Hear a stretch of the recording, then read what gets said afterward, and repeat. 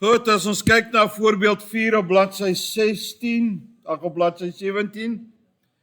Nou gaan ons met wortelvergelykings werk.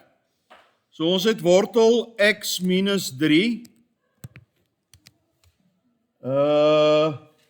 minus 4. Nou kan julle sien hoekom ek lief is om hierdie puntjie van my wortel te maak. Want hy is soos 'n hakie, hy sê vir my dis waar die wortel eindig. OK? Dis maar my persoonlike ding is gelyk aan 0.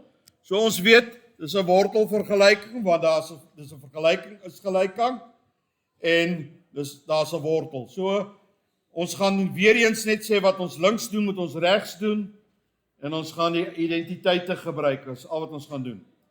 So die hele idee met die wortel is om die wortel te isoleer, hom te kwadreer, en as ek die linkerkant kwadreer, moet ek die regterkant kwadreer. So hierdie is dan 'n wortel x minus 3 is gelyk aan 4. So ek het nou my wortel, hierdie is die belangrikste stap en is die grootste fout wat die studente maak. Die wortel moet heeltemal op sy eie aan die linkerkant wees. Nou kan ek gaan en ek kan die wortel gaan kwadreer, dan moet ek die kant ook kwadreer. Is julle nog met my? Hallo? So dit beteken x minus 3 is gelyk aan 16. Wat beteken x is gelyk aan 19, hè? Nou dis altyd belangrik as ons met wortels werk, dat ons altyd dit moet gaan toets. Wat bedoel ek daarby? Kom ons gaan kyk, as ek x instel, is 19 minus 3 minus 4, waaraan is dit gelyk? Wortel 19 minus 3. Wel, dit is wortel 16 minus 4. Is dit gelyk aan 0? Wel, 4 minus 4 is gelyk aan 0. So dan is hierdie antwoord korrek. Die probleem is, as jy met wortels werk, gaan jy baie keer by oplossings kom wat nie oplossings is nie. En daarom moet jy hulle altyd toets. Kom ons kyk gou-gou na die volgende deel van hierdie voorbeeld. Hulle sê vir ons wortel x plus 2 minus x is gelyk aan 0. Goed. Ek is nie bekommerd nie. Wat doen ek? Ek sê wortel x plus 2 is gelyk aan x. Nou is my wortel aan die linkerkant. Ek kan beide kante kwadreer. So kwadreer beide kante. So dis x plus 2 is gelyk aan x kwadraat. Wat beteken x kwadraat minus x minus 2 is gelyk aan 0. En nou sit ek met 'n 3 term wat ek moet faktoriseer.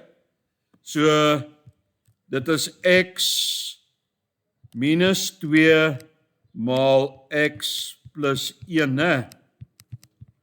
Is julle tevrede met my kwadrering? Dit beteken x is gelyk aan 2 of x is gelyk aan minus 1. Kom ons toets net gou-gou ons antwoord.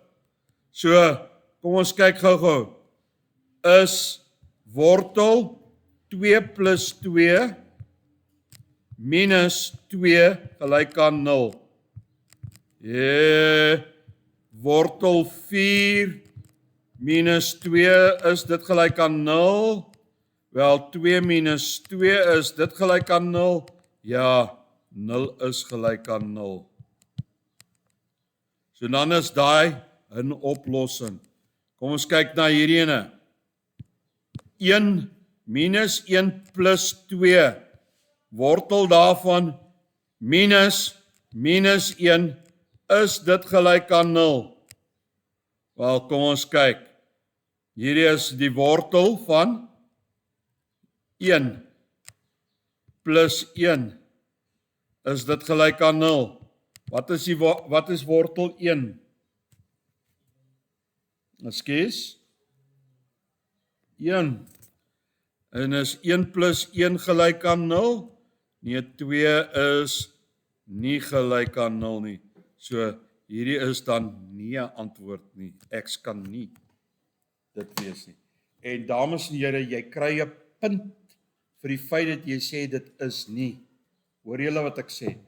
Jy kry 'n punt vir die feit dat jy sê dit is nie. So die enigste oplossing in die geval is X is gelyk aan 2.